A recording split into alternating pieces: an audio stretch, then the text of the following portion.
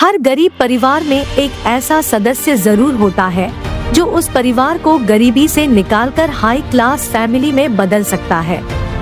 आपकी फैमिली में आप वो इंसान हो सकते हैं। आपका जीवन आपकी सोच पर निर्भर है। जैसे दुख में बहुत दुखी हो जाना, खुशी में बहुत पागल हो जाना, ये हल्कापन है। मजा तब है जब आप हर स्थिति को संतुलन के साथ मैनेज कर सकें। वो क्षमता सीखनी है कुटब से, उस ओर पढ़ना चाह रहे हैं और कह रहे हैं दुख और सुख तो मन के विकल्प हैं। सुखी वह है जिसका मन वश में है, दुखी वह है जिसका मन परवश है। मतलब कोई आपको थोड़ा सा सुई चुभाए और आप उसके बाद 3 दिन उसके बारे में सोच रहे हैं, जान से मार दूंगा, मिल जाए तो ये कर दूंगा, इसका मतलब ये है कि आप उससे कंट्रोल में हैं। अगर कोई व्यक्ति आपको मजबूर कर सकता है कि आप उसके बारे में नहीं सोचें, तो आप उससे कंट्रोल में हैं। आप किसी से प्रेम करते हैं टूट कर इतना कि अपना स्व खो बैठे हैं, तो आप उससे कंट्रोल में हैं। कौन सा गीत गा रहे हैं? जो तुमको हो पसंद वही बात कहेंगे, तुम दिन को अगर रात कहो रात कहेंगे। क्योंकि हम तो गधे हैं, इतना भी समझ में नहीं आ रहा कि दिन है कि रात है, इतना भी समझ में नहीं आता है। एक तो ये स्थिति है। यदि आप किसी से नफरत करते हैं तो भी आप उससे कंट्रोल में हैं। आप रात दिन जल रहे हैं उससे नफरत पे कि छोड़ूंगा नहीं, उसको बर्बाद करके मानूंगा। और उसका एक ही काम है, सुबह सुबह उठा, आपको देखा, एक चूंटी काट के भाग गया। मतलब वाचिक चूंटी कि आप खड़े आपसे बोल रहा और देखने वाले से क्या हुआ, बर्बाद करोगे, करो बर्बाद, जाओ, इतना बोल के चला गया। और आपको 3 दिन का रोजगार मिल गया। अगले 2400 घंटे योजनाएं बना रहे, कैसे ध्वस्त कर दूं, कैसे बर्बाद कर दूं।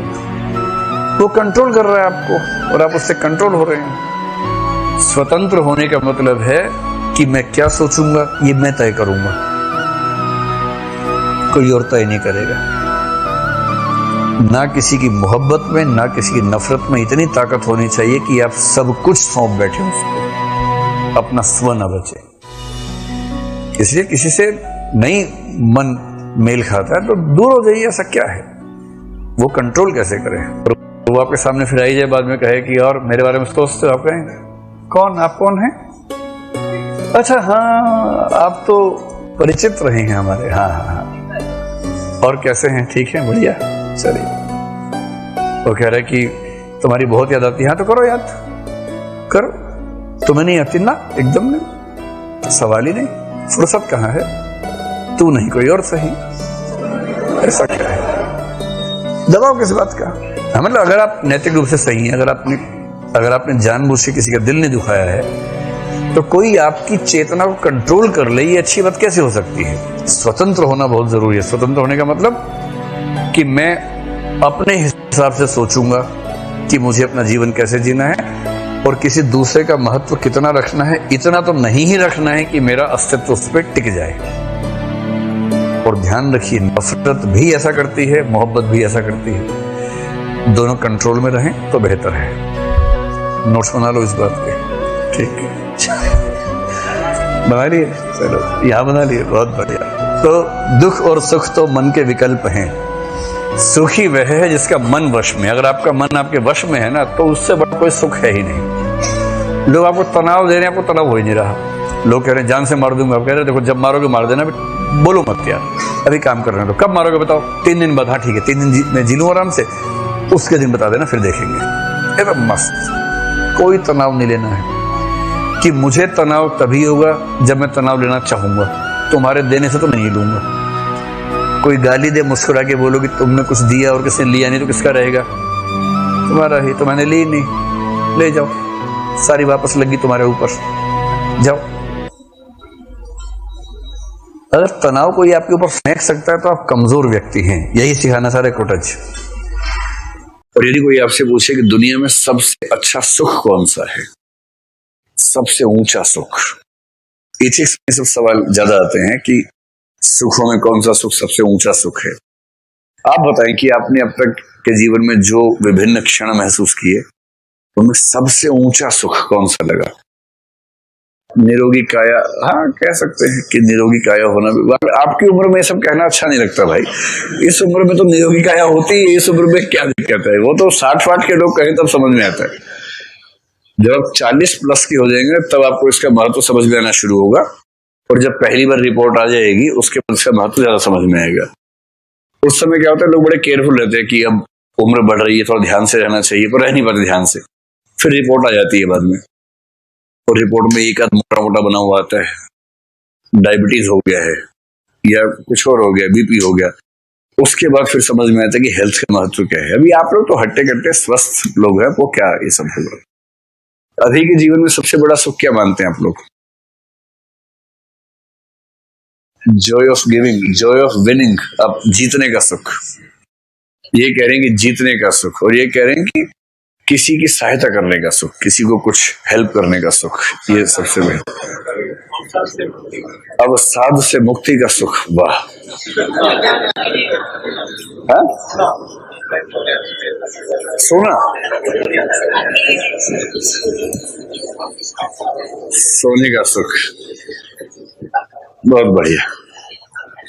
चलिए, तुलसी की अप्रोच बड़ी अलग है और मेरे ख्याल से आपको भी अच्छी लगेगी। चलिए, मैं आपको 4 ऑप्शन देता हूं, आप बताइए, ठीक है? इसमें महान नहीं बनना है किसी को, महानता के भाव से नहीं, अपने संतोष के भाव से बताना कि आपको इन चीजों में से किस में सबसे ज्यादा सुख मिलेगा। नंबर 1 सोना, स्लीपिंग, स्लीपिंग, समझ गया? हमारे चेहरे से समझ में आ रहा है, ठीक है? सोने के सेंस में है, स्लीपिंग के सेंस में है, ठीक है? कह रहे कौन सा सोना? सोना 3 तरह के होते हैं,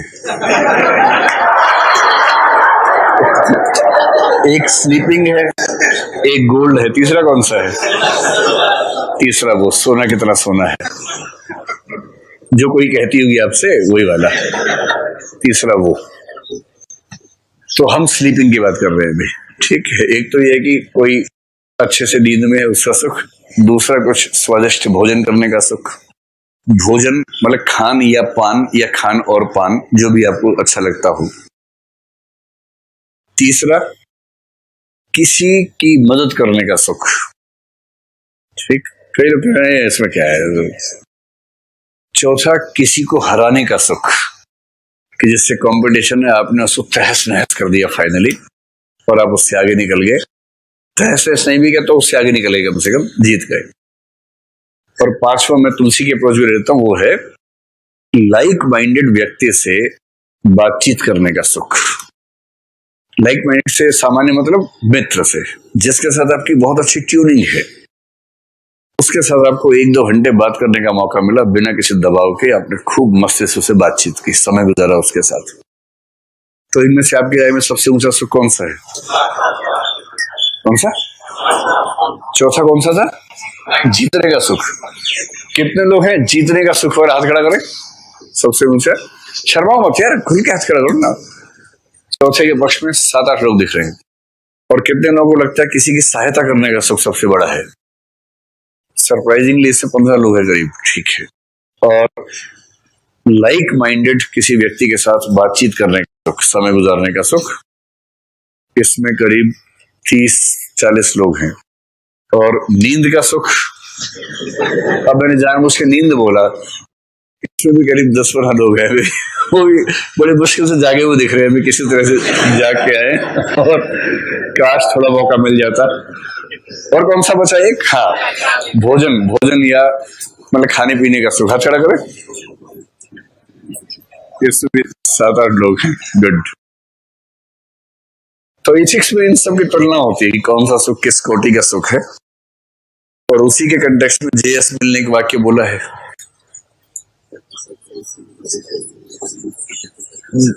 जेएस मिल ने बोला, संतुष्ट सुअर होने से बेहतर है असंतुष्ट मनुष्य होना, और संतुष्ट मनुष्य होने से बेहतर क्या है?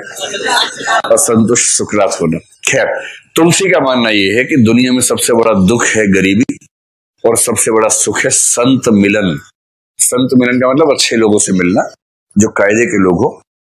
मेरी व्यक्तिगत राय तो यही है कि संत मिलन से अच्छा कोई सुख नहीं है। संत का मतलब ये नहीं कि आप संत आसाराम के पास जाएं और फिर या किसी और संत के पास जाएं। इसका मतलब ये कि कोई ऐसा व्यक्ति जिससे बात करके आपको लगे कि चेतना बेहतर स्तर पे काम कर रही है, उसके साथ मिलने का, बातचीत करने का, समय गुजारने का सुख अभी की उम्र के वजह से आपका सबसे अच्छा दोस्त है, जिससे बात करते हुए कोई पर्दा नहीं है, एकदम सहज होकर बात कर पाते हैं। उससे बातचीत में जो सुख है वो सुख कहाँ बाकी चीजों में मिलेगा। जब आपको एक के बदले एक छोड़ने की नौबत आएगी तब आप फाइनली चुनेंगे इसी को, क्योंकि इसमें जो यूनिक सेंस है वो अलग नहीं आती कहीं भी। निरर्थकता बोध का मतलब ये एहसास की जिंदगी व्यर्थ हो गई। ये एहसास अभी तो आपको नहीं आता हुआ है, कभी कभी आता होगा, एक आध सेकंड, एक आध मिनट के लिए आ जाता होगा। कभी ऐसा आता है अरे यार जिंदगी बर्बाद हो गई, कुछ मीनिंग नहीं है लाइफ में। आता है ऐसा भाव? कितने लोगों को आया आज तक? हाथ खड़ा करें। अच्छा, बचपन में आने लग जाता है आजकल। Good good good good. लेकिन उसके बाद ये भाव तो आता होगा ना कि नहीं अभी भी बना सकते हैं जिंदगी को मीनिंगफुल। हाँ, ये भाव आता रहे तो ठीक है, इतना ठीक है कि जिंदगी मीनिंगलेस है, फिर आपने मीनिंग ढूंढ लिया तो इतना ठीक है। लेकिन एक समय के बाद ना सेकंड हिस्सा नहीं आता है, सिर्फ पहला आता है। ऐसे ही है, कुछ नहीं है लाइफ। देखिए, निराश होने के लिए पर्याप्त कारण हमारे पास हमेशा है, और आशान्वित रहने के लिए भी पर्याप्त कारण हमेशा है। जो जितना सोचेगा उतना निराश होगा, जो बिल्कुल नहीं सोचेगा या जिसको भगवान ने सोचने का रॉ मटेरियल दिया ही नहीं है, मस्त रहेगा, एकदम इतना खुश रहेगा। पान की दुकान पर जो चार लोग खड़े होकर बात करते हैं ना, उनकी खुशी का स्तर आप देखिए किस लेवल की बात चलती है। बहुत बातें, कोई असंतोष नहीं, कुछ नहीं। और इसीलिए जीएस मिल ने कहा है कि संतुष्ट सुअर होना असंतुष्ट मनुष्य होने से बुरी बात है। आप चिंतनशील होंगे तो असंतुष्ट होंगे, बेचैन होंगे, परेशान होंगे, सुकरात बन जाएंगे, और उसी स्थिति में निरर्थकता का एहसास होगा। अंतर देखिए, सीधी सी बात है। निरर्थक होने के लिए आप केवल भूगोल का पहला अध्याय पढ़ लीजिए। मैं कई बच्चों को सलाह देता हूं, एक वीडियो पिछले बैच में सबको दिखाया था। भूगोल का पहला अध्याय मतलब एस्ट्रोनॉमी की बात कर रहा हूं मैं। बच्चा जो होता है ना, बच्चा ईगोसेंट्रिक होता है। ईगोसेंट्रिक का मतलब ब्रह्मांड के केंद्र में खुद को रखता है, मैं और मेरे आसपास का ब्रह्मांड। ऐसी ऐसी हरकतें बच्चा करता है। आप किसी बच्चे से बात कीजिए, छोटे से बच्चे से बहुत प्यार से बात कीजिए ताकि वो आपको अपना दोस्त समझ के बात करने लगे। फिर बात करते करते वो किसी का नाम बोलेगा बीच में, अंतल अंतल आप तो पता है कल चिंटू आया था। आप कहेंगे चिंटू कौन है, तो उसके चेहरे पर ऐसा भाव है कि चिंटू को नहीं जानता, ये कैसा आदमी है, आप चिंटू को नहीं जानते। क्योंकि उसके ब्रह्मांड में तीन ही लोग हैं। वो ये मान के चल रहा है कि इतनी जी के तो होगी इसकी, इसकी इतनी जी के भी नहीं है। फिर आपको तुरंत सॉरी बोलना पड़ेगा ताकि वो समझा सके, इस भाव के साथ कि चलो कोई बात नहीं, मैं बता देता हूं कौन है, लेकिन अगली बार से थोड़ा जी के स्ट्रॉन्ग करके आना आपने। क्योंकि वो अपने बियॉन्ड सोच ही नहीं पाता है। मेरा अपना एग्जाम्पल ये हुआ, मैं जब छोटा था, पड़ोस के एक अंकल घर में आए, बोले बेटा आज का पेपर दिखाना। मेरा उस दिन क्वेश्चन पेपर हुआ था स्कूल में, मैं वो लेके आ गया। वो न्यूज़पेपर मांग रहे थे, पर मैं सोच ही नहीं सकता था कि न्यूज़पेपर जैसी बेकार चीज कैसे कोई मांग सकता है। जब मेरा क्वेश्चन पेपर चल रहा है आजकल, तो कैसे कोई आदमी न्यूज़पेपर जैसी चीज मांग सकता है। भाई आज का पेपर दिखाने से क्या मतलब है, क्वेश्चन पेपर दिखाना। तो बच्चों की स्थिति ईगोसेंट्रिक होती है। जैसे जैसे हम बड़े होते हैं हमें एहसास होता है कि हम ही नहीं है, हम नहीं है, और भी लोग हैं, और भी गम है जमाने में। तो उसके बाद पशु पक्षी, फिर पता लगता है कि अच्छा अमेरिका भी हो, ईरान भी है, अफगानिस्तान भी, अरे बाप रे बाप इतने सारे देश हैं। फिर पता लगता है कि 7 करोड़ इंसान है, 7 अरब इंसान है, और हर 100 साल में चेंज हो जाते हैं। तो दरअसल मेरी औकात क्या है, मतलब मेरी का मतलब आपकी भी उतनी ही है। कहीं ये सोचे हाँ खाली सर की इतनी है, हमारी ज्यादा है, तो आपकी भी उतनी है, कोई अलग से एक्स्ट्रा नहीं है आपकी भी।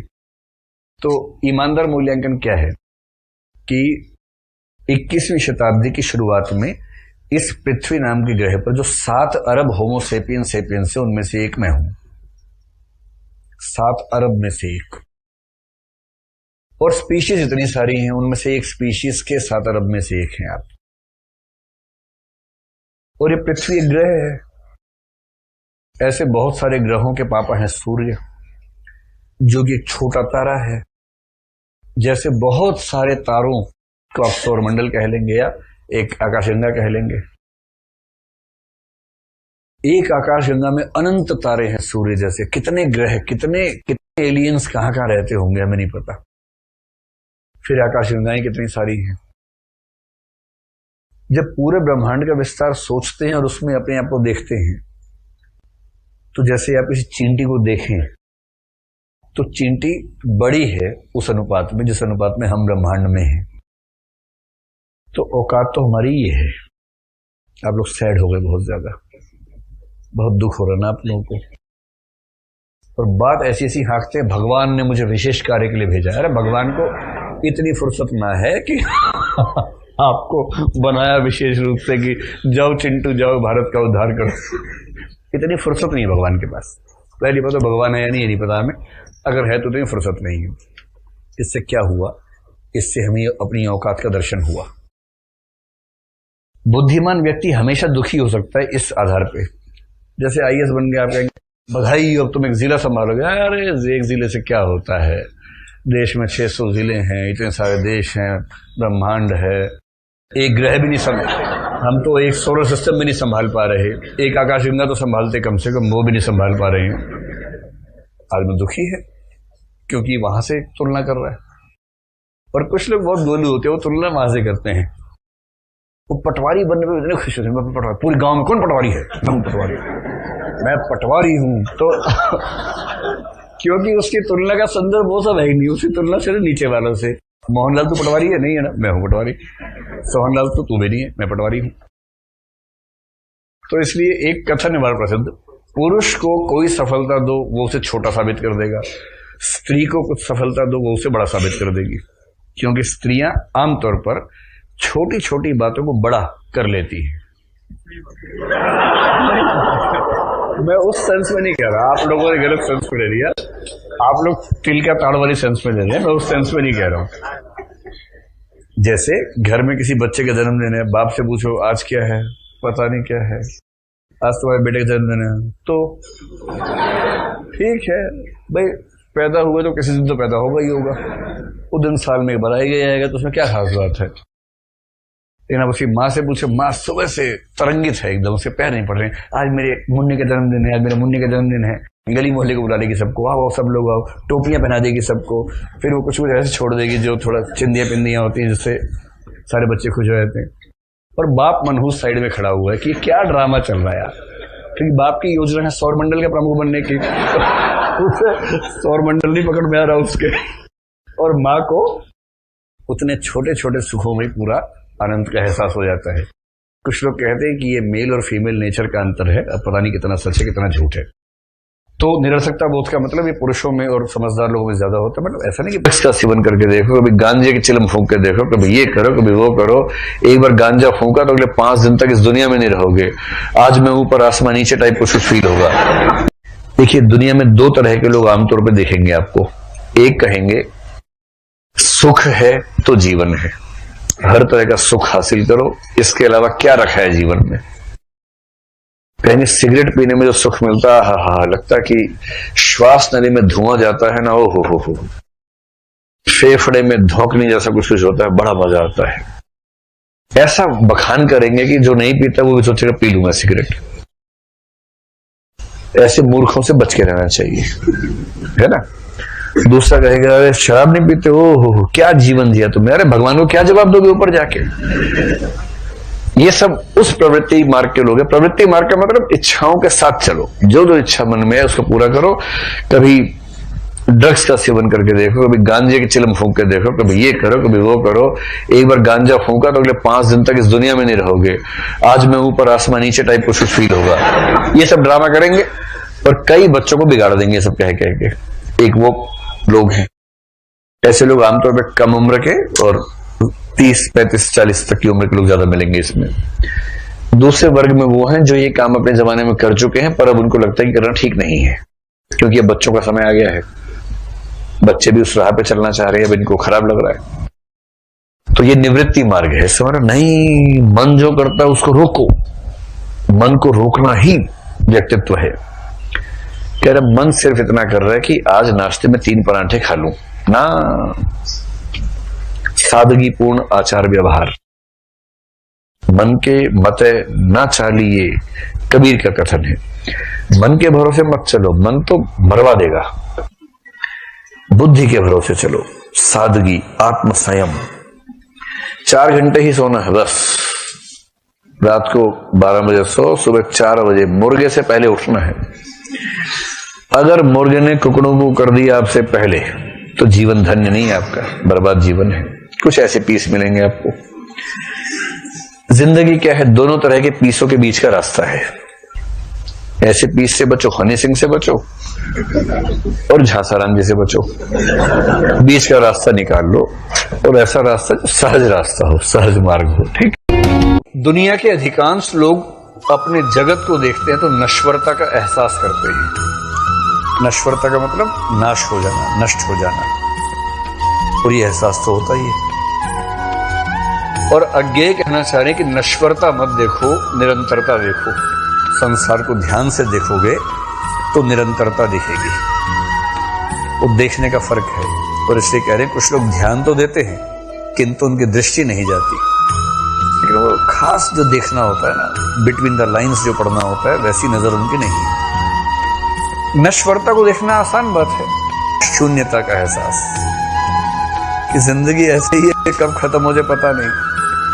मतलब बड़ी बड़ी बात हाँकने वाले कब निकल जाते पता भी नहीं चलता है। बड़ी बड़ी योजनाएं ध्वस्त हो जाती हैं, है ना। कुछ भरोसा नहीं कब किसकी मौत आए, कैसे आए। आपने किसको अपने जीवन में सिग्निफिकेंट अदर में रखा हुआ है, ये आपकी चॉइस है। और ये डिसाइड करता है कि आप जीवन कैसा गुजारेंगे। ध्यान से जीवन को देखो, दृष्टि के साथ देखो तो दिखेगा नश्वरता नहीं, निरंतरता है, निरंतर्य है, कॉन्टिन्यूटी है। तुमने सुना होगा लोगों को कहते, और तुमने अपनी किताबों में भी ऐसे गीत पढ़े होंगे और ऐसी बातें सुनी होंगी, और तुम भी जैसे जैसे बड़ी होती जाओगी तुम्हें इस बात का अनुभव होगा, इस बात का अनुभव होगा कि बचपन में जो सुख और आनंद था वो बाद के दिनों में निरंतर कम होता जाता है। बूढ़े लोगों से पूछो, वो कहेंगे बचपन में बहुत आनंद था और उसके बाद फिर कोई आनंद नहीं, और उनका मन होता है कि वो वापस बच्चे हो जाएं, फिर लौट जाएं बचपन में। लेकिन जिंदगी में पीछे लौटना तो असंभव है। लेकिन ये बात कि लोग कहते हैं कि बचपन बहुत आनंद का काल है, क्या अर्थ रखती है? ये देखने में बहुत अच्छी मालूम पड़ती है, ये बात बहुत गलत और बहुत खतरनाक है। इस बात का ये मतलब है कि बचपन के बाद जिंदगी रोज ज्यादा से ज्यादा दुखी होती चली जाती। होना तो चाहिए था उल्टा। होना तो ये चाहिए था कि बचपन के बाद जिंदगी रोज रोज ज्यादा खुशी और आनंद से भरती जाती, क्योंकि बचपन तो है शुरुआत। बुढ़ापे के अंतिम दिन सर्वाधिक आनंद के और शांति के और संगीत के दिन होने चाहिए थे, क्योंकि जीवन विकसित हो रहा है। अगर जीवन विकसित हो रहा है तो बचपन तो शुरुआत है, प्रारंभ है, बुढ़ापा पूर्णता है। तो बुढ़ापे में आनंद, बुढ़ापे में उपलब्धि, बुढ़ापे में ऐसा लगना चाहिए था कि हम जीवन जिए और हमने कुछ पाया। लेकिन लगता है ये कि बूढ़ा आदमी कहता है कि बचपन के दिन बहुत अच्छे थे। इसका मतलब साफ है, उस आदमी के जीवन की दिशा ठीक से नहीं चली, उसने जीवन की कला को नहीं जान पाया, वो जीवन कैसे विकसित हो इसके रहस्य को नहीं समझ पाया, वो उन सूत्रों को नहीं पहचान पाया जिनके द्वारा जीवन निर्मित होता, कुछ उपलब्ध होता, कोई संपदा मिलती। लेकिन ये सबके साथ सच है, तुम अभी छोटी हो लेकिन तुम्हें अभी भी इस बात की खबर मिलनी शुरू हो गई होगी कि बचपन के दिन अच्छे थे। अगर तुमको ऐसा लगने लगा हो तो तुम समझ लेना कि तुम्हारी जिंदगी गलत रास्तों पर चलनी शुरू हो गई। खुशी बढ़ती जानी चाहिए, जीवन के साथ आनंद बढ़ता जाना चाहिए। रोज रोज लगना चाहिए कि कल कुछ भी न था, आज जो है उसके सामने। हर दिन जब आए नया दिन तो वो और बड़ी खुशी और बड़ा संगीत और बड़ा सौभाग्य लेकर आना चाहिए। तभी तुम समझना कि तुम्हारा जीवन ठीक दिशा में चल रहा है। नहीं तो जीवन तो एक पतन हो गया। बचपन में थी खुशी और बुढ़ापे में दुख, तो जीवन तो एक पतन हो गया, विकास नहीं। नीचे गिरना हो गया, ऊपर उठना नहीं। ये तो बड़ी आश्चर्य की बात है, और ये इतनी आश्चर्य की बात भी हमें दिखाई नहीं पड़ती है। पहली बात, जीवन केवल उनको मिलता है, जीवन के आनंद को केवल वे ही उपलब्ध होते हैं जो जीवन की कला को, आर्ट ऑफ लिविंग को सीख पाते हैं। तो ही सार्थकता मिलती है, और नहीं तो सब व्यर्थ हो जाता है। मनुष्य पैदा तो बहुत होते हैं, लेकिन जीवन को बहुत थोड़े से लोग जान पाते हैं। कौन से रास्ते हैं जिनसे जीवन जाना जा सके और पाया जा सके? पहली बात, बिल्कुल आधार में, बुनियाद में जो बात जाननी जरूरी है वो ये, जो मैंने जड़ों के संबंध में कही। जीवन की कला सबसे पहले जीवन की जड़ों को जानने की कला है। ये जानना जरूरी है कि मेरे जीवन का केंद्र कहां है, जहां से प्राण शक्ति पाते हैं। वो कहां है? वो बाहर है या भीतर? वो मेरा शरीर है या शरीर से भी कोई और गहरी चीज? कहां से मेरा जीवन प्राण पाता है, कहां से शक्ति पाता है, कहां से मेरे जीवन का सारा आधार है? निश्चित ही, जैसा मैंने कहा, अगर हम किसी वृक्ष के पास जाएं तो जड़ें दिखाई नहीं पड़ती। जड़ें तो जमीन के भीतर छिपी होती हैं। क्यों छिपी होती हैं जमीन के भीतर, कभी सोचा? जमीन के भीतर इसलिए छिपी होती हैं कि जीवन का जो भी काम है, जीवन की जो भी प्रक्रिया है, जीवन की जो भी रहस्यपूर्ण विकास की गति है, वो सब मौन, शांत, एकांत में कार्य करती है। अगर हम किसी आदमी को 10-5 दिन न सोने दें, वो पागल हो जाए। क्यों? क्योंकि जीवन की जो भी गति थी, स्वास्थ्य का जो भी क्रम था, वो सब नींद में काम करता था। जब आदमी सोया हुआ था, तब उसके सारे प्राण काम में संलग्न हो जाते थे। एक आदमी को हम जगा रखें 15 दिन तक, वो पागल हो जाएगा। और ज्यादा दिन जगा रखें, वो मर भी जा सकता है, आत्महत्या भी कर ले सकता है। चीन में पुराने दिनों में आदमी को सजा देते थे, तो सबसे बड़ी सजा यही थी कि उसको सोने न दिया जाए, उसे जगाए रखा जाए। 2 सिपाही खड़े रहेंगे 24 घंटे और उसको जगाते रहेंगे, उसको खीलियों से छेदते रहेंगे ताकि वो सो न पाए। और 2-4 दिन के भीतर ही वो इतनी असह्य पीड़ा अनुभव करने लगता था, चिल्लाने लगता था, पागल हो जाता था, सिर दीवालों से फोड़ने लगता था। मौत से भी ज्यादा पीड़ा उसे झेलनी पड़ती थी। क्या हो गई तकलीफ? तकलीफ ये हो गई कि जीवन की शक्तियां जो काम करती थी, जिनसे रोज रोज ताकत मिलती थी, जिनसे रोज रोज बल मिलता था, रोज रोज थकान मिट जाती थी, वो काम करना उन्होंने बंद कर दिया। क्योंकि उनके काम करने के लिए जरूरी था कि सब मौन हो जाए, शांत हो जाए, चुप हो जाए, सब सो जाए। उस अंधेरे में, उस मौन में, उस साइलेंस में वे शक्तियां अपना काम करती हैं। बच्चा मां के पेट में बड़ा होता है, दिखाई नहीं पड़ता, अदृश्य। जड़ें जमीन के भीतर छिपी होती हैं, दिखाई नहीं पड़ती हैं और काम करती रहती हैं। हमारे शरीर में 24 घंटे जीवन काम कर रहा है, हमें पता भी नहीं चलता। खून बह रहा है, हड्डियां बन रही हैं, मांस बन रहा है। तुमने खाना खा लिया है, वो अंधेरे में जाके पच रहा है, खून बन रहा है, मांस बन रहा है।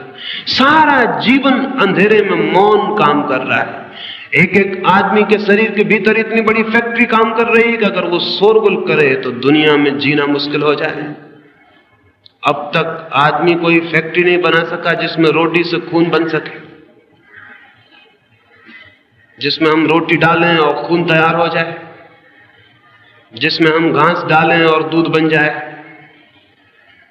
जिसमें हम कुछ चीजें डाल दें और हड्डियां तैयार हो जाएं। अब तक हम तैयार नहीं कर पाए, हम नहीं तैयार कर पाएंगे, क्योंकि जो भी हम तैयार करेंगे वो इतना ऊपर और साफ होगा। और जिंदगी के काम के लिए इतना चुप, इतना मौन, इतनी सीक्रेसी चाहिए, इतनी गुप्तता चाहिए कि उसका किसी को पता भी ना चले। तुम्हें शायद ये भी पता नहीं कि सारे जगत में तुम्हें जहां भी जीवन काम करता हुआ दिखाई पड़ रहा है, उसे चाहे जीवन कहो चाहे परमात्मा कहो, वो बिल्कुल मौन और अंधेरे में खड़ा हुआ काम कर रहा है। लोग कहते हैं परमात्मा कहां है? वे परमात्मा को सामने देखना चाहते। छोड़ दें परमात्मा को, पूछें किसी से जीवन कहां है, तो जीवन भी कहीं खोजने से न मिलेगा। जीवन भी मौन, जड़ों में, अंधेरे में काम कर रहा है, चुपचाप। उसी जीवन से सारे पौधे पैदा होते हैं, पशु और पक्षी और मनुष्य और चांद और तारे। उसी जीवन की अंधेरे में छिपी हुई प्रक्रियाओं से सब कुछ पैदा हो रहा है। लेकिन नासमझी में ये हो सकता है कि हम मान लें कि जो दरख्त दिखाई पड़ रहा है ऊपर जमीन के, वही सच है, भीतर छिपी हुई जड़ें है ही नहीं, क्योंकि दिखाई नहीं पड़ती। जो नहीं दिखाई पड़ता वो नहीं है। अगर हम ये तर्क हमारे ख्याल में हो, जो हम सबके ख्याल में है, जो दिखाई पड़ता है वो है, जो नहीं दिखाई पड़ता वो नहीं। अगर ये ख्याल हमारे ऊपर आ जाए तो फिर हम जड़ों की फिक्र छोड़ देंगे, पौधों की, पत्तों की फिक्र करेंगे, शाखाओं की फिक्र करेंगे। क्या ये पौधा बहुत दिन जिएगा? और अगर जिएगा भी तो रोज रोज कुम्हलाता जाएगा, रोज रोज इसकी हरियाली कम होती जाएगी, रोज रोज इसमें फूल आने कम होते चले जाएंगे। एक दिन ये पौधा मर जाएगा। अगर पौधा कुम्हलाने लगेगा तो हम समझ जाएंगे कि कोई भूल हो रही। लेकिन आदमी रोज रोज कुम्हलाता जाता है और हम नहीं समझ पाते कि कोई भूल हो रही। और आदमी रोज रोज दुखी और उदास होता चला जाता है और हम नहीं पहचान पाते कि कोई भूल हो रही। एक भूल हो रही है, हम आदमी की जड़ों को भूल गए हैं। हम आदमी के भीतर जो अदृश्य जीवन की शक्तियां हैं उनका हमें कोई स्मरण नहीं, उनका हमें विस्मरण हो गया है, उनकी हमें कोई याद नहीं। जीवन की कला में जीवन की जड़ों को खोजना पहली बात है। निश्चित ही जड़ें भीतर हैं, क्योंकि वहीं से सब विकसित होता है। हमारा प्रेम कहां से विकसित होता है? कभी तुमने सोचा? हमारा चिंतन कहां से जन्मता है? तुमने कभी सोचा?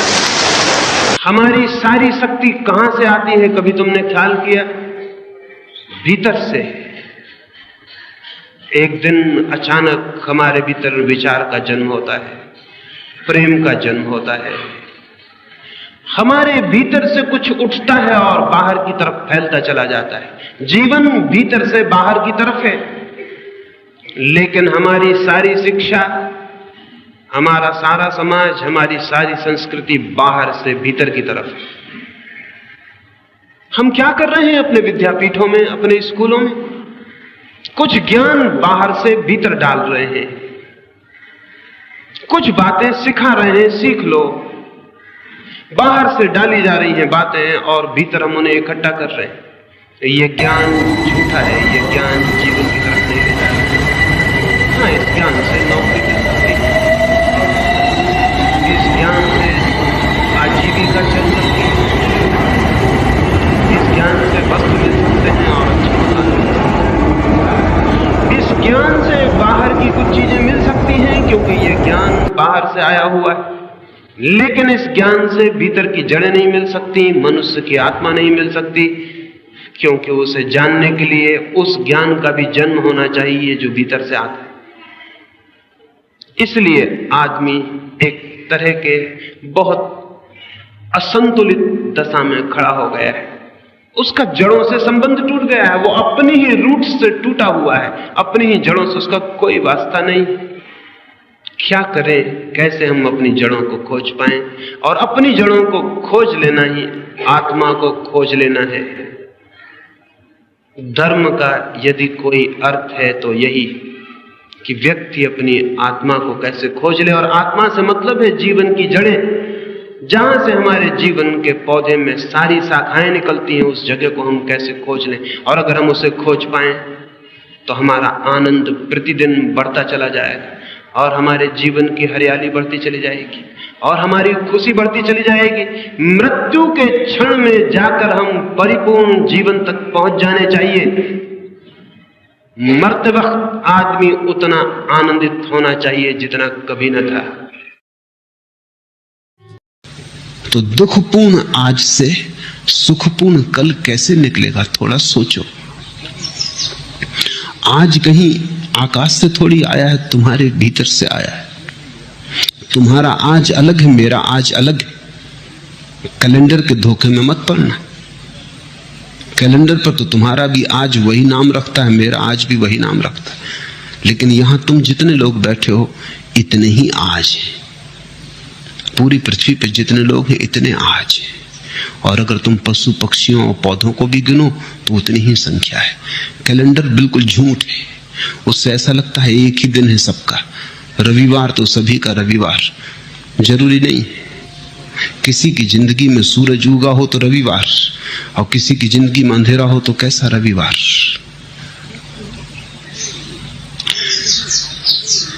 आज कहीं आकाश से नहीं उतरता है, समय कहीं बाहर से नहीं आता है, समय तुम्हारे भीतर से पैदा होता है।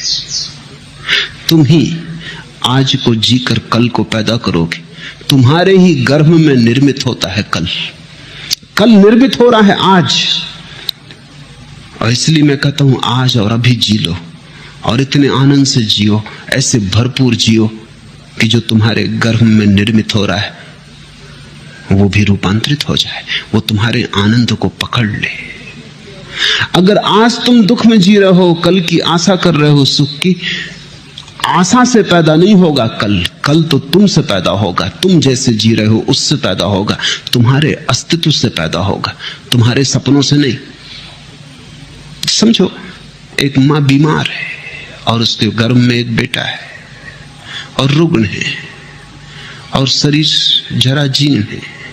बेटा तो इस जराजीर्ण रुग्ण शरीर से पैदा होगा। माँ चाहे सपने कितनी देखती हो कि बेटा बड़ा स्वस्थ होगा, महावीर जैसा स्वस्थ होगा, इससे कुछ हल नहीं होने वाला। इस सपने से बेटा पैदा नहीं होने वाला। बेटा तो सच्चाई से पैदा होगा। तुम्हारा कल तुम्हारे सपने से पैदा नहीं होगा, तुम्हारे आज की असलियत से पैदा होगा, हकीकत से पैदा होगा। तुम आज क्या हो? अगर तुम नाच रहे हो तो तुमने आने वाले कल के लिए नाच दे दिया। अगर तुम प्रमुदित हो, प्रफुल्लित हो, तो कल का फूल खिलने ही लगा, क्योंकि जिस फूल को कल खिलना है उसकी कली आज ही तैयार हो रही है। प्रतिपल तुम अगला पल पैदा कर रहे हो। प्रति क्षण अगला क्षण तुम्हारे भीतर निर्मित हो रहा है, तैयार हो रहा है। तुम सृष्टा हो।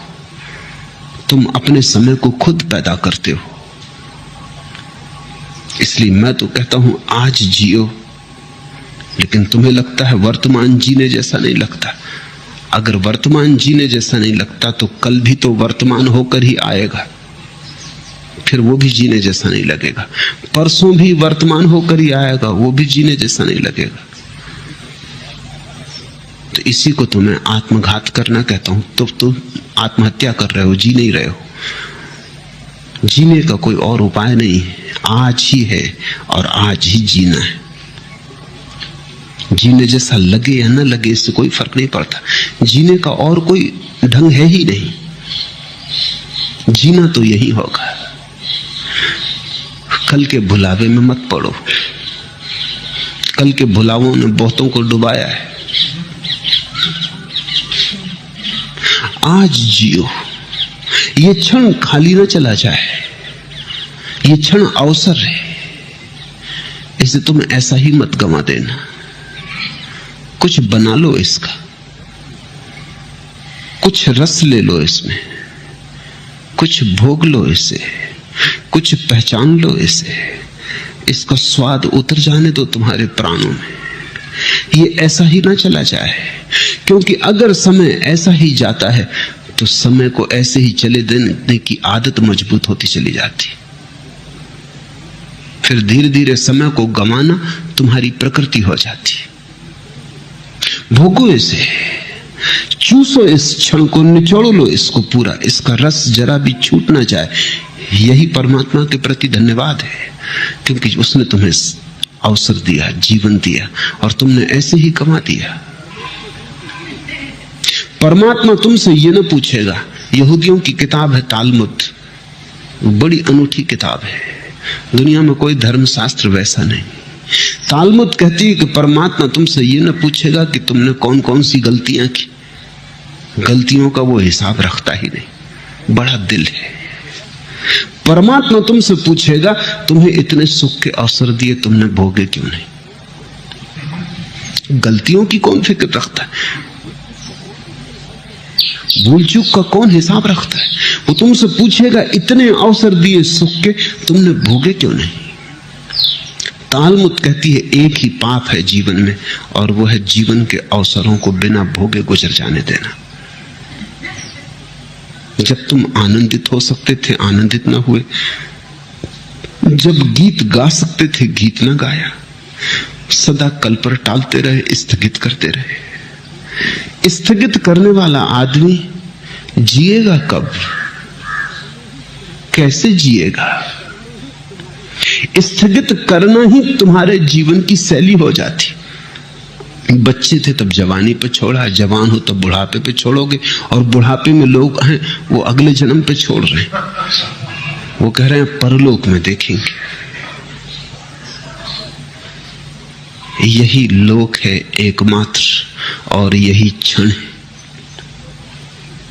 सत्य का, यही क्षण है, बाकी सब झूठ है, मन का जाल है। लेकिन अगर तुम्हें अच्छा लगता है, तुम्हारी मर्जी।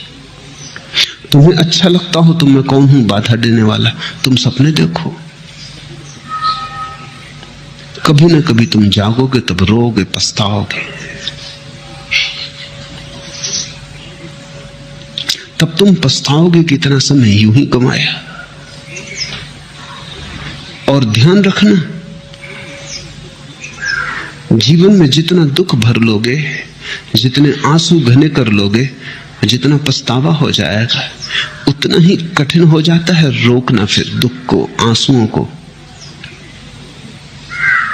कभी तुमने ख्याल किया, हंसी तो एकदम रुक जाती, रोना एकदम नहीं रुकता। तुम हंस रहे हो एकदम रुक सकते हो, रोना एकदम नहीं रुकता। थमते थमते थमेंगे आंसू। रोना है कुछ, हंसी नहीं।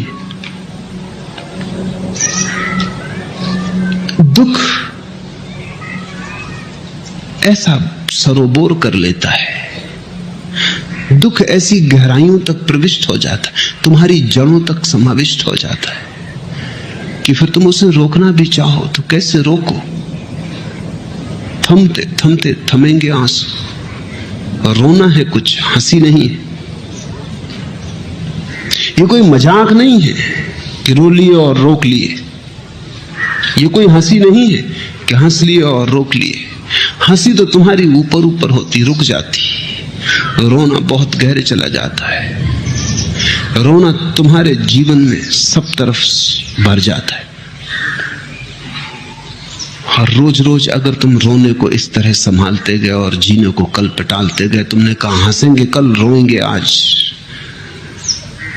और तुम जो दलील दे रहे हो वो दलील ये है कि अपना वर्तमान तो सुखद मालूम नहीं पड़ता, इसलिए सुखद सपने देखेंगे।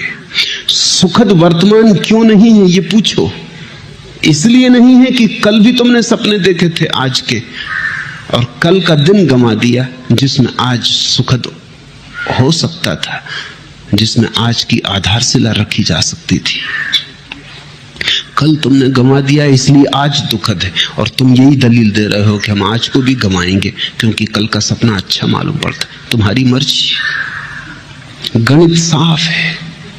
फिर मुझसे मत कहना कि हमें किसी ने चेताया नहीं। तुम्हें यह मौका न मिलेगा कहने का, ये ध्यान रखना कि हमें किसी ने चेताया नहीं।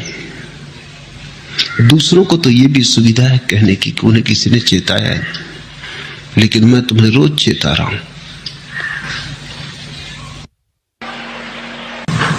मेरी बातों को इतने प्रेम और शांति से सुना, उसके लिए बहुत बहुत अनुग्रहित हूं। और अंत में सबके भीतर बैठे परमात्मा को प्रणाम करता हूं। मेरे प्रणाम स्वीकार करें।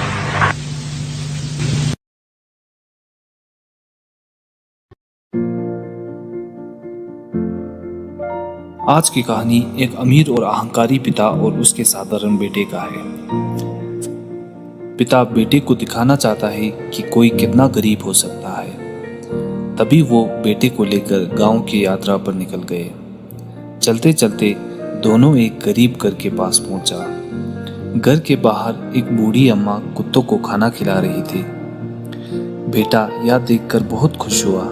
तभी पिता बोला, खुद के खाने के लिए खाना नहीं और कुत्तों को खाना खिला रही है। दोनों फिर वहां से आगे बढ़े और उन्होंने देखा एक परिवार खुशी से खेतों में काम कर रहा था। परिवार को एक साथ खुशी से काम करते देख बेटे को बहुत अच्छा लगा। पर पिता बोला, हम जैसे लोग खरीदते हैं तभी इनका घर चलता है। थोड़ी और दूर चलते ही बेटे की नजर एक दोस्तों की टोली पर पड़ी जो एक दूसरे पे जान लुटाने की बात कर रहा था। तभी दोनों ने घर वापस लौटने का डिसाइड किया। रास्ते में उन्हें कुछ बच्चे तालाब में नहाते दिखे। पिता बोला कि तुम कितने नसीब वाले हो, तुम्हारे पास नहाने के लिए स्विमिंग पूल है। दोनों जब वापस घर पहुंचे तो पिता ने बेटे से पूछा, तुमने ये सब देखकर क्या सीखा?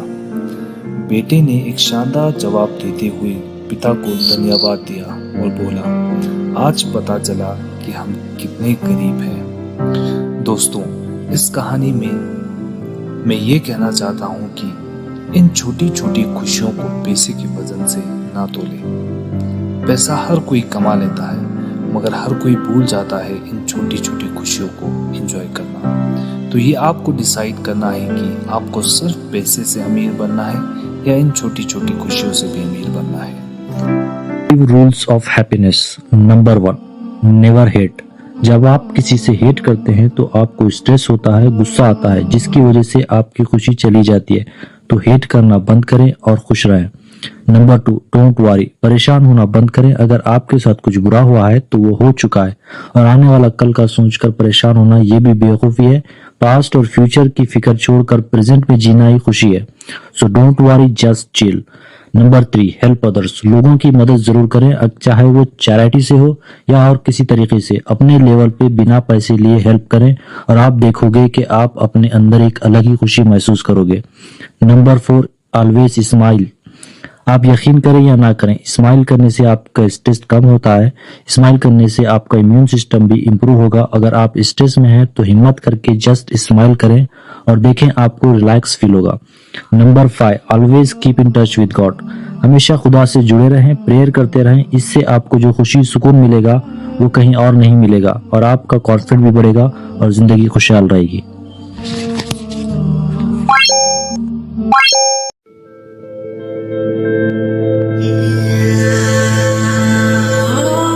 हर गरीब परिवार में एक ऐसा सदस्य जरूर होता है जो उस परिवार को गरीबी से निकालकर हाई क्लास फैमिली में बदल सकता है। आपकी फैमिली में आप वो इंसान हो सकते हो।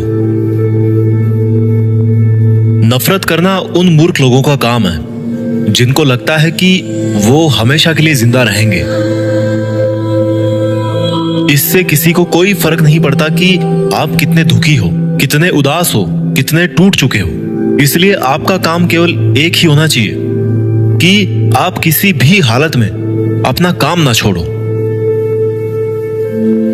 जिंदगी 2 पहियों की साइकिल की तरह है। बैलेंस तभी तक रहेगा जब तक आप चलते रहोगे। जितना कम बोलोगे उतने ज्यादा प्रभावशाली आपके शब्द होते जाएंगे। किसी की दया और एहसान के सहारे आप जिंदगी ज्यादा दिन नहीं जी सकते। इसलिए इसकी उम्मीद किए बिना अपनी जिंदगी जीना जारी रखिए। हर बार बहस करना ही एकमात्र ऑप्शन नहीं होता। आप चाहे तो सीधा यह भी बोल सकते हैं कि मैं इस बात से सहमत नहीं हूं। उम्मीद और भरोसे में सबसे बड़ा फर्क यही है कि उम्मीद टूटने से आप उबर सकते हो, लेकिन भरोसा टूटने से नहीं। जब भी आपको लगे कि आपको आपकी मेहनत के अनुसार परिणाम नहीं मिल रहा है, तो खुद को एक चीज जरूर याद दिलाएं कि अभी भी कुछ ऐसी कमी है जो आपकी मेहनत में रह रही है।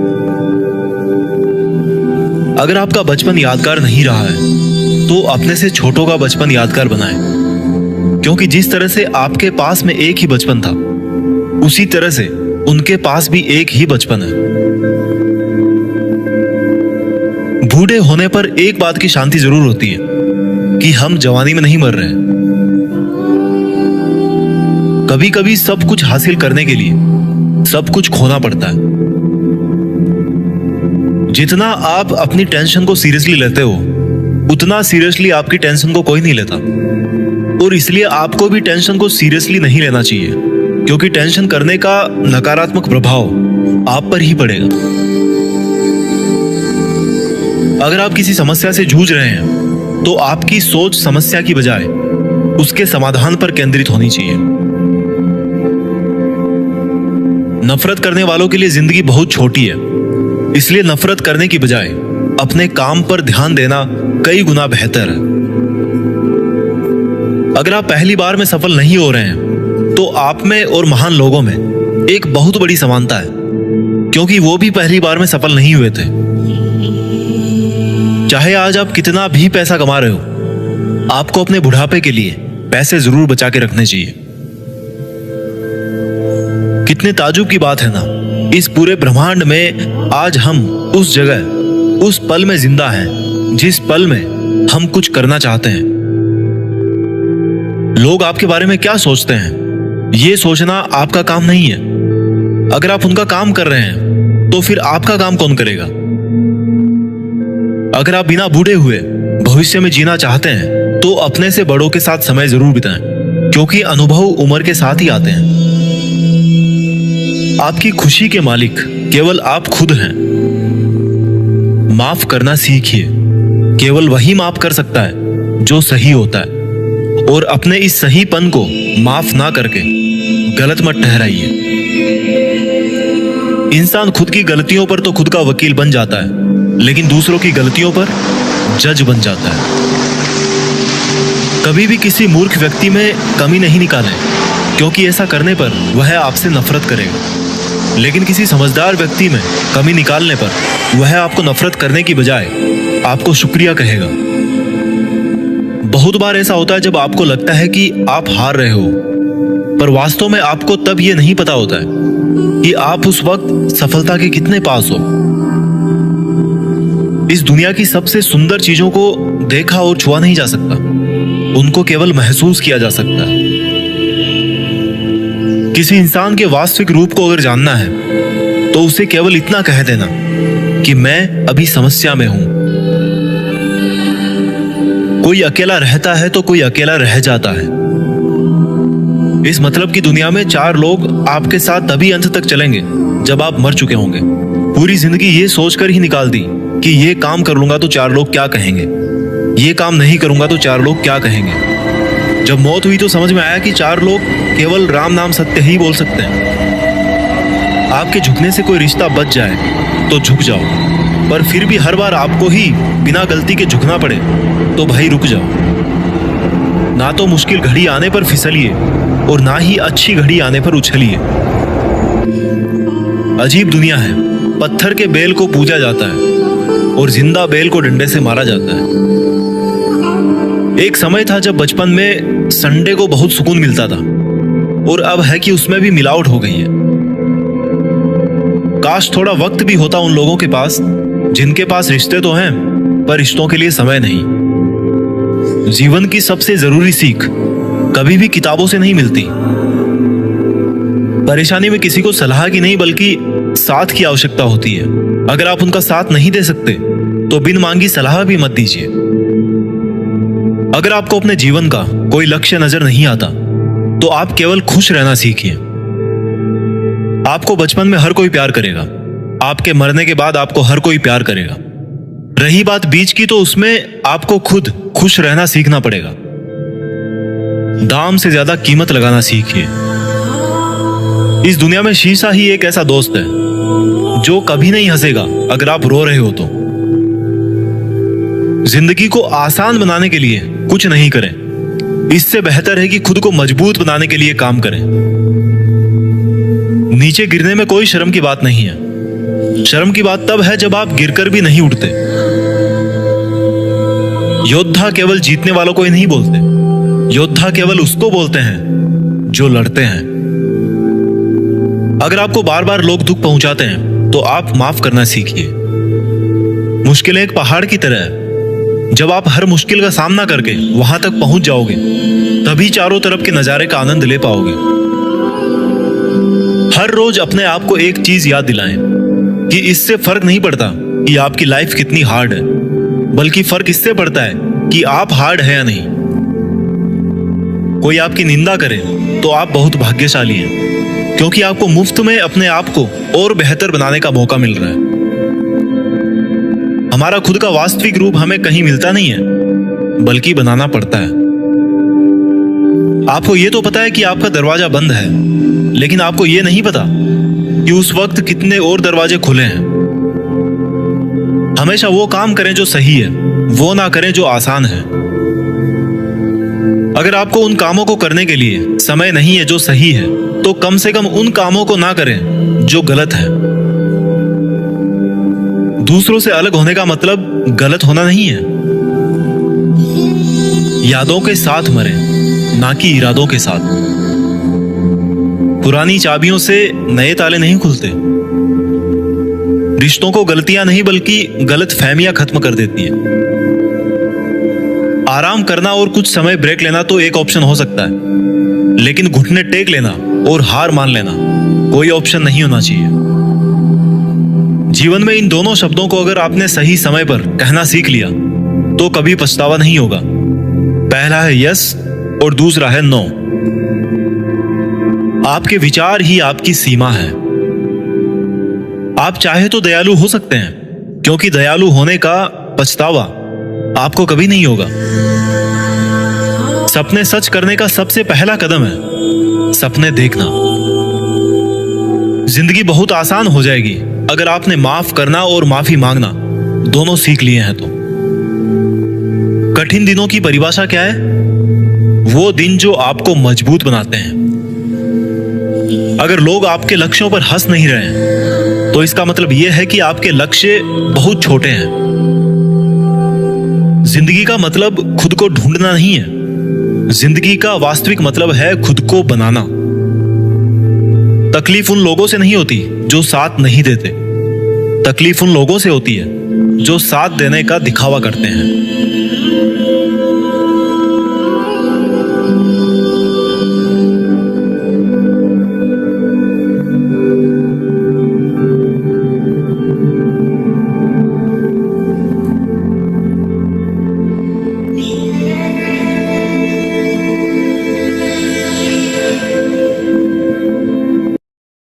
एक छोटी सी कहानी आपको सुनाना चाहता हूँ। यह कहानी उस समय की है जब बुद्ध सिद्धार्थ थे, यानी जब उन्होंने आत्मज्ञान प्राप्त नहीं किया था। एक बार सिद्धार्थ एक जंगल के रास्ते से गुजर रहे होते हैं। रास्ते में ही उन्हें कुछ लोग नजर आते हैं जो कि कुछ जानवरों को मारते पीटते उनकी तरफ ला रहे होते हैं। सिद्धार्थ बचपन से ही करुणावान थे। उनके भीतर की करुणा किसी को भी पीड़ा में नहीं देख सकती थी। इसलिए सिद्धार्थ दौड़कर उन लोगों के पास पहुंचते हैं और उनसे पूछते हैं, क्या हुआ भाई, तुम इन बेजुबान पशुओं को क्यों मार रहे हो? वे लोग कोई और नहीं, राजा बिंबिसार के सैनिक थे। राजा बिंबिसार मगध राज्य का राजा था। वे सैनिक सिद्धार्थ से कहते हैं, हम राजा बिंबिसार के सैनिक हैं और हमें राजा के द्वारा यह आदेश मिला है कि हम इन जानवरों को बलि गृह ले जाएं।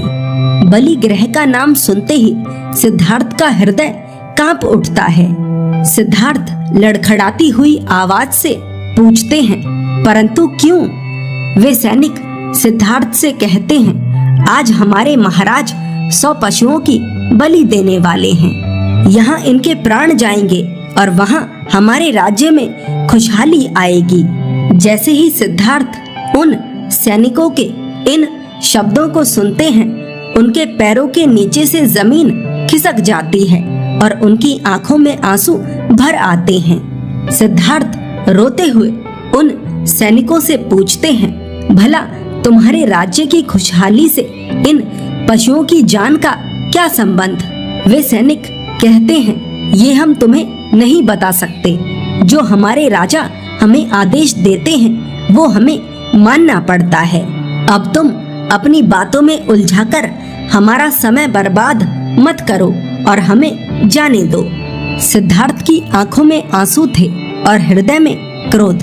वे उन जानवरों का रास्ता रोककर खड़े हो जाते हैं और उन सैनिकों से कहते हैं, अगर तुम्हें इन पशुओं की बलि देनी है तो उससे पहले तुम्हें मेरी बलि देनी होगी। वे सैनिक कहते हैं, ए सन्यासी, रास्ता छोड़ो और हमें जाने दो।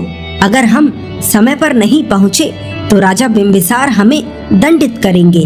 सिद्धार्थ कहते हैं, यदि बलि देने से ही तुम्हारे राजा का कष्ट दूर होता है, उनकी परेशानियां दूर होती हैं, तुम्हारे राज्य में खुशहाली आती है, तो बलि मैं अपनी दूंगा, परंतु इन बेजुबान पशुओं को बलि ग्रह नहीं जाने दूंगा।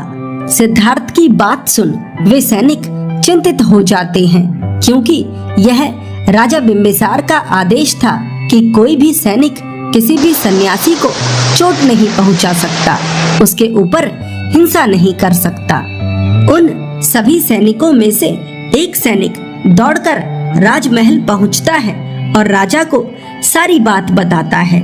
जैसे ही राजा सैनिक की बात सुनता है, वह क्रोध से भर जाता है और अपने सैनिक के साथ उस स्थल पर पहुंचता है जहां सिद्धार्थ उन पशुओं को रोके खड़े थे।